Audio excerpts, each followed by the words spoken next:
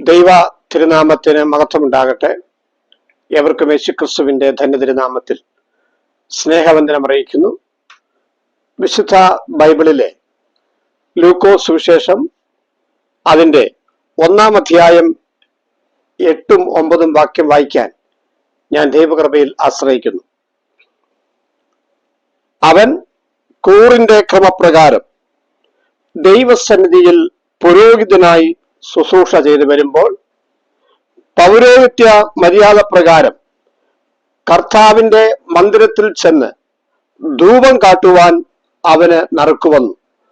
ധൂപം കാട്ടുന്ന നാഴികയിൽ ജനസമൂഹമൊക്കെയും പുറത്ത് പ്രാർത്ഥിച്ചുകൊണ്ടിരുന്നു.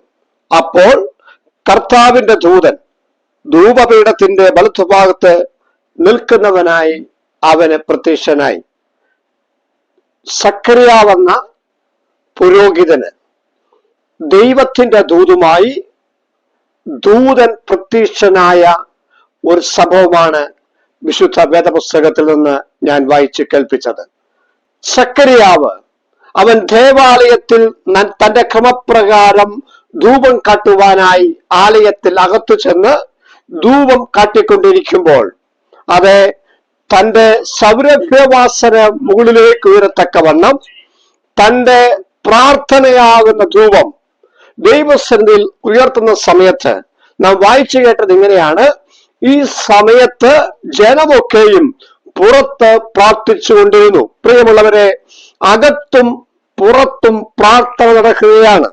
അവ അകത്ത് സക്കറിയാവുന്ന പുരോഹിതൻ പ്രാർത്ഥിക്കുന്നു, പുറത്ത് ജനസമൂഹം പ്രാർത്ഥിക്കുന്നു.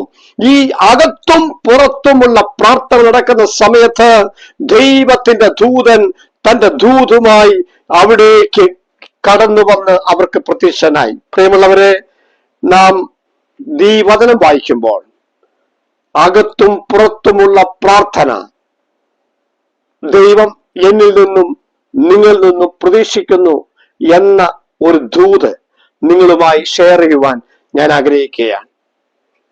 പ്രാർത്ഥിക്കുന്ന ഒരു ജനസമൂഹം, പ്രാർത്ഥിക്കുന്ന ഒരു പുരോഹിതൻ, പ്രാർത്ഥിക്കുന്ന ഒരു സമൂഹം എവിടെയുണ്ടോ അവിടെ ദൈവത്തിന്റെ ദൂത്, ദൈവത്തിന്റെ ദൂതുവാകിയായ ദൈവിക ദൂതൻ ഉണ്ടാകും. ദൂതനെ അന്വേഷിച്ച് ഞാനും നിങ്ങൾ നടക്കണ്ട, മറിച്ച് നീ പ്രാർത്ഥിച്ചാൽ, ഞാൻ പ്രാർത്ഥിച്ചാൽ, ജനസമൂഹം ഒന്നായി ദൈവസന്നിധിയിൽ പ്രാർത്ഥിച്ചാൽ പ്രാർത്ഥന കേൾക്കുന്ന ദൈവം